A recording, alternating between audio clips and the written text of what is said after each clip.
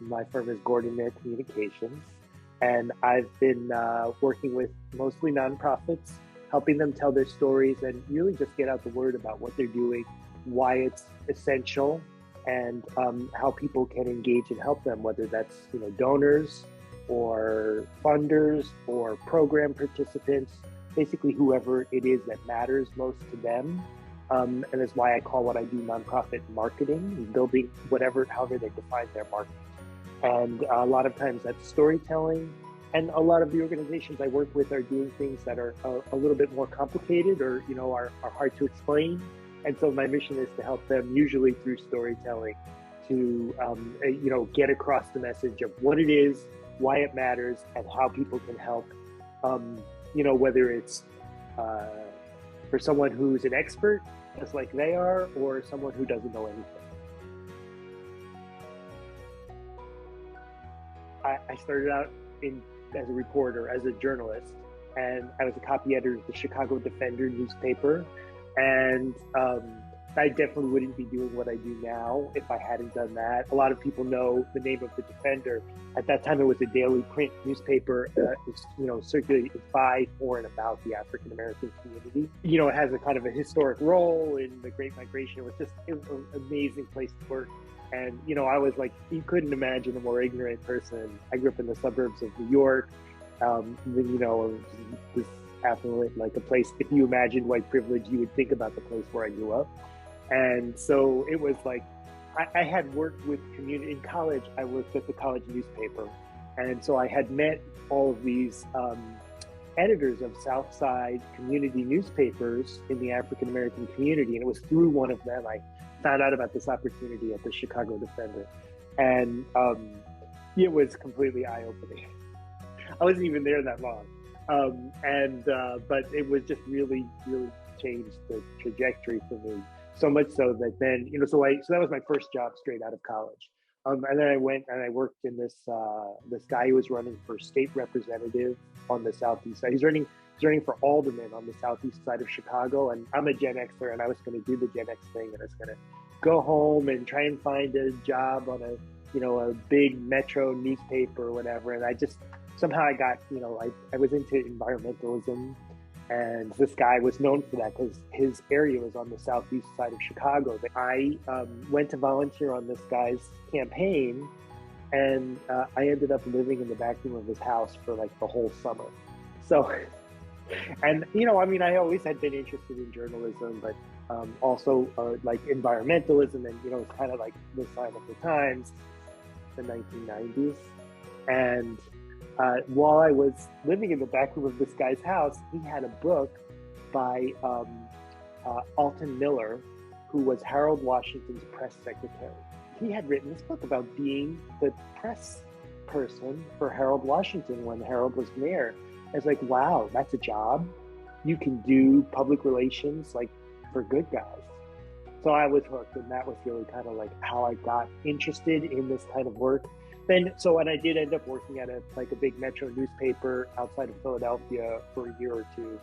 And I had completely been ruined for that by working someplace like the Defender, because I realized, the metro newspapers were all, in theory, they're written for like the whole region, but in practice, they were the sort of default audience that every journalist imagined they were writing to was people who, by and large looked like them, who by and large were kind of like middle class white folks. And it just didn't make too much sense to me. I could just see there was kind of a problem with it. Anyway, so of course I ended up at a nonprofit. And of course, it being nonprofits, people were like, well, let's have Gordon write the press releases. He used to be a reporter, so he must know how. Which I really did it. But we kind of figured it out along the way, if we tell stories in our news releases, journalists will, not just put our name in the news, but they'll actually get out the story that we're trying to tell. So, and that was, more than 20 years ago. That's really what I've been doing. In many ways, that's exactly the only thing that I've been doing ever since. Working with organizations, of course, over the years, the longer you work in nonprofits, especially if you do anything related to communications, of course, fundraising becomes a big part of it. So, and a lot of the work that I do now is around fundraising communications. And um, uh, one of the places that I spent a lot of time then was public narrative. Now it's called, at that time it was called Community Media Workshop. When we just did communications coaching for other nonprofit groups. And so that was a great opportunity to just experience every different kind of organization's communication needs, from, the smallest arts organization or social service or human service group to like foundations. Working in nonprofits in the 90s and then the 2000s, I think everybody's learned a lot. And, enough to know that we still have a lot more to learn and a lot more to do. And I think because what I do is communication, and especially I think what's really interesting is how do you communicate to large groups of people, and especially when you have lots of people with lots of different backgrounds and different experiences. Storytelling is a really important way. It may be one of the only ways you can actually connect with lots of different kinds of people. So that's really a big part of what I think about, even if it's not, whenever I work with a client, thinking about how to get ideas across. The thing is, it's all about, getting ideas across in the simplest possible way. So, they can be the most universal possible ideas because, surprise, surprise, those are the ideas that are most engaging.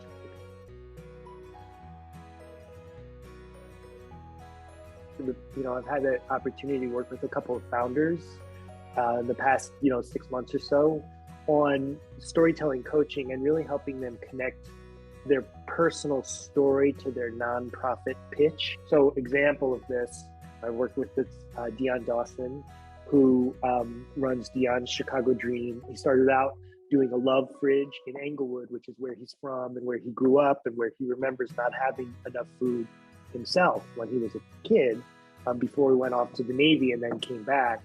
And now he's delivering food to families in the area. And, part of his vision is disruptive. Like, it's about disrupting the way people get food, including the way traditionally food delivery has been done by meal kitchen or, food pantry kind of service.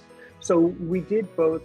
What was really fun about it was we were both looking for simple ways to frame and communicate what's the work, and also the personal story for him, and he was super gifted communicator. I didn't have to work with him.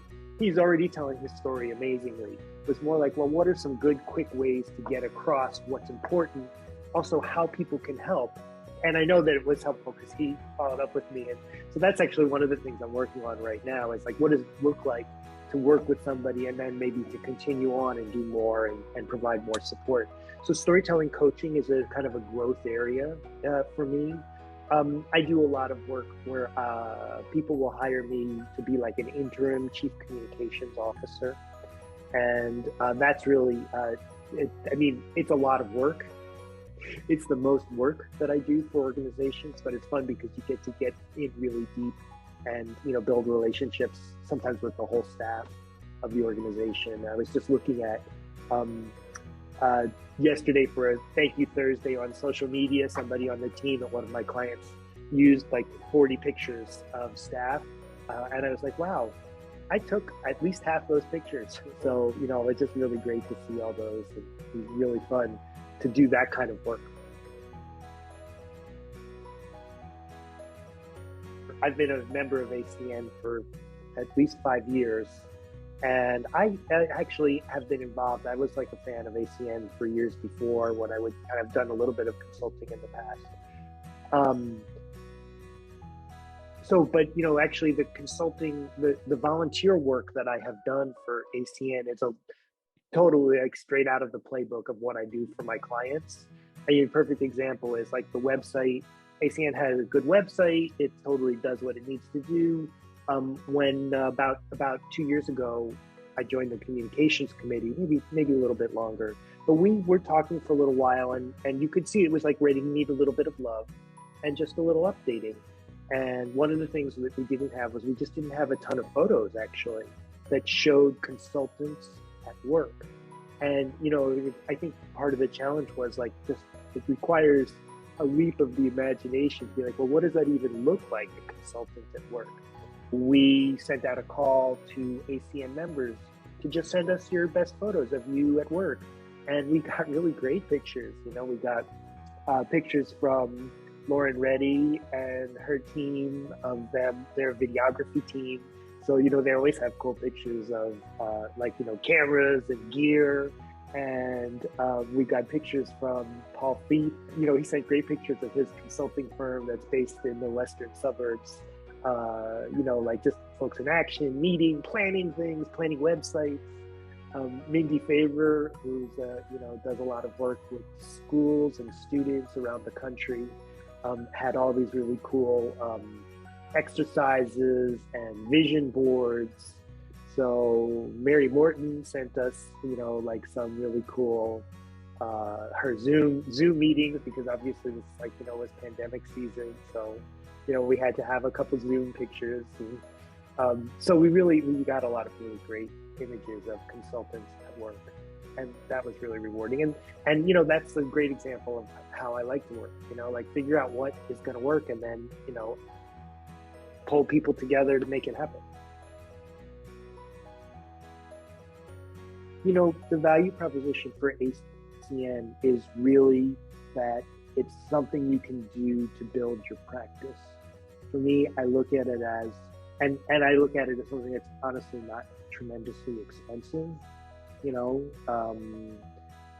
it's an opportunity to meet people. It's a, you know, it's all opportunities, and you don't always know. For me, the way my business works, because my business is very relational, I don't always know where my next opportunity is coming from. So I value that, you know, ability to be in this space where there are other folks like me. And, you know, I value the opportunity to, like, you know, talk shop. I like to talk shop. I think it's really good. I think something that I appreciate about ACN is, when I started, we had a code of ethics, and we've shifted that kind of language and idea to values, kind of more in keeping with the times, I guess I'd say. So I value the fact that we have that piece of it, and that says something about, you know, that the values are values that I share. And, you know, I joined ACN like thinking, oh, maybe I'll get some new business out of this, and maybe I'll meet some cool people. I think that both of those things actually have happened over the course of being a member. More so, I'd say the second, meeting cool people, than, you know, but I have gotten some business, but that's really been a bonus. And the other thing about it is that it's been a great credential for me to be part of that, to be in the mix of the community. So I mean, I guess my tip would be to think about it as a networking place, as a resource to go to.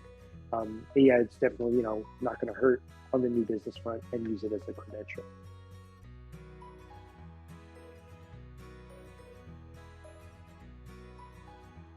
Anything. I mean, there's never been a snack that I didn't love. Cat. Her name was Jebby when we got her, and one of my children wanted to name her Darth Vader, and the other one wanted to name her Tina. So we compromised by not changing her name. I don't know if I have a hero. You know, we were just talking about Howard Washington, and I really have a, I don't think that guy was a hero, just for the fact that everybody really united, like across so many different kinds of people. One of the things, I meet a lot of people, and I work with a lot of folks who started their careers, or who were early in their careers in that time. And it's just really, you know, like, I think a lot of people really were energized by the ability to come together. And so I really respect that.